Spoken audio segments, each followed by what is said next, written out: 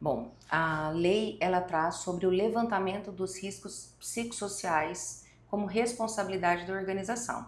As empresas, elas são responsáveis pela saúde mental dos seus trabalhadores, né? A Organização Mundial de Saúde, ela coloca que hoje o adoecimento mental é o terceiro índice para incapacidade laborativa.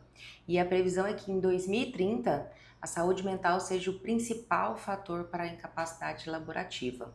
Isso tem trazido assim um custo muito alto de afastamentos por conta desse adoecimento mental. E estava já enquadrado dentro do planejamento da ONU de 2020 para 2030 de evolução dos países que compõem a ONU na parte de ESG. A governança é um dos itens, a retirada de descriminalidade, envolvimento de adversidade, sustentabilidade, tudo isso já estava dentro do planejamento 2020 para 2030 da ONU. E com essa estatística da Organização Mundial de Saúde, a OMS, isso agora se tornou uma lei e até 26 de maio todas as empresas precisam ter esse levantamento dos riscos psicossociais nos seus programas de gerenciamento de riscos. O programa de gerenciamento de risco, ele é uma responsabilidade da equipe de saúde e segurança do trabalho.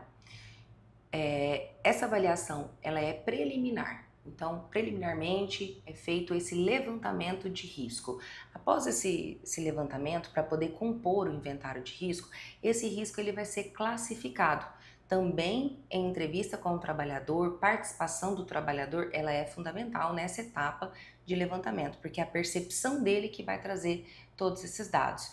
Então, o risco, ele é classificado contendo a severidade e a probabilidade do adoecimento. Então, qual é o nível de percepção de severidade disso? É alto, médio, baixo? E qual é a probabilidade disso acontecer? Isso envolve a frequência, a recorrência de tudo isso dentro do ambiente de trabalho. E após classificado isso, terá várias ações preventivas e corretivas. Tem organizações que vão incluir essa percepção individualizada, com entrevistas individualizadas para poder tabular essa informação, trabalhos em grupo, suporte de psicólogo para pessoas, tanto indivíduo quanto grupo, entre outras atividades. Tem algumas empresas que já estão implementando, inclusive vale terapia para algumas pessoas, e isso tem um lado muito positivo, com certeza, mas também tem um lado que não adianta eu ir lá fazer terapia, me curar de uma parte e voltar para aquele ambiente tóxico. Então tem todo um olhar multidisciplinar que precisa ser trabalhado. Olha, o levantamento do risco psicossocial, ele é extremamente subjetivo. Ele tem uma percepção dos trabalhadores e essa percepção, de certa forma, é individualizada.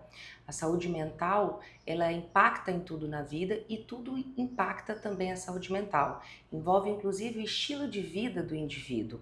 Mas dentro das organizações, nós vamos avaliar, por exemplo, uma sobrecarga de trabalho, carga excessiva de trabalho, assédio moral, assédio sexual, metas elevadas, incapacidade para poder executar o trabalho por pessoas que não foram treinadas, não foram qualificadas, dificuldade de hierarquia de quem vem a regra, do que tem que ser feito, trabalho noturno, mudança de turno frequente, tudo isso impacta dentro dos riscos psicossociais para a saúde mental do indivíduo, familiar.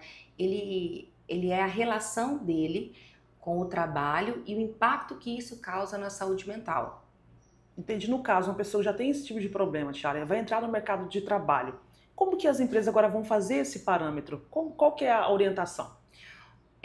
Como eu disse, é muito subjetivo, mas assim, a gente está trazendo uma metodologia para levantamento preliminar, para poder conseguir tabular essas informações, para poder mudar, diferenciar o que é pessoal e o que é do trabalho. Por exemplo, eu tenho uma ansiedade, mas a minha ansiedade ela é genética, ela é familiar, ela é por estresse, ela é por depressão, ela é por outros motivos familiares, financeiros, e não tem nada a ver com o trabalho, ou isso vem do trabalho.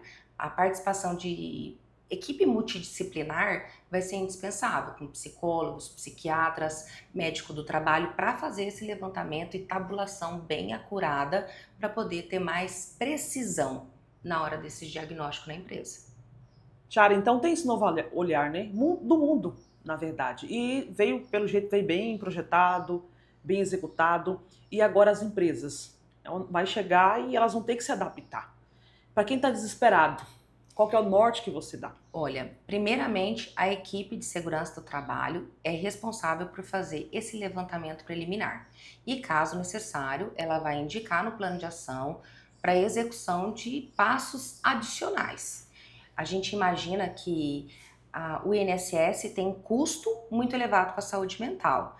E, diante disso, a gente imagina que as empresas vão ter que se regularizar, porque elas serão notificadas.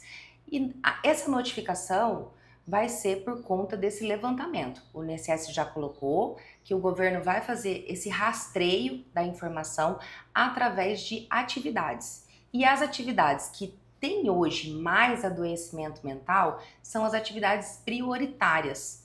Então, essas empresas que têm funcionários desses cargos, com essas carreiras, são as empresas que precisam utilizar esse recurso e se adequar imediatamente, porque eles estão na mira do governo. Empresas de profissionais da saúde, garçom, professores, bancos, contabilidade, são empresas com um grande índice de adoecimento mental, grande afastamento e um custo muito alto para o INSS. Essas são as empresas que serão mais visadas primeiramente. Agora uma pergunta mais voltada para o seu trabalho, Thiago. Você acredita que essa normativa, essa lei foi tardia? O Brasil podia ter dado antes? O governo podia ter dado um olhar voltado para isso? Precisou chegar em alguns níveis? O que você acha?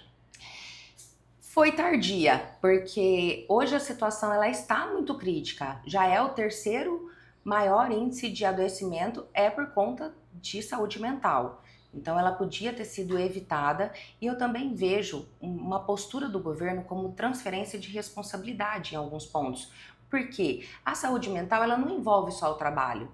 Ela tem todo um aspecto, o estilo de vida do indivíduo, como que ele age. Então eu acredito que isso tem que ser implementado nas escolas, isso tem que ser cuidado com os pais, com a família, no ambiente familiar. Tudo isso precisa ser tratado. Não pode simplesmente colocar como uma responsabilidade das organizações e elas vão ser cobradas por isso. Isso é muito vazio. Precisa ter mais robustez para que de fato tenha resultado de uma maneira geral, de uma maneira Brasil, a nível Brasil.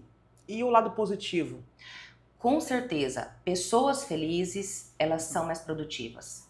As pessoas que têm uma saúde mental adequada, elas têm mais produtividade, elas têm mais engajamento, elas têm mais pertencimento. Tem uma pesquisa do Instituto Gallup, onde ela coloca que o reconhecimento financeiro é o quarto item de necessidade. Primeiro vem o reconhecimento pelo trabalho. Segundo, o pertencimento, fazer parte de um propósito, de uma empresa.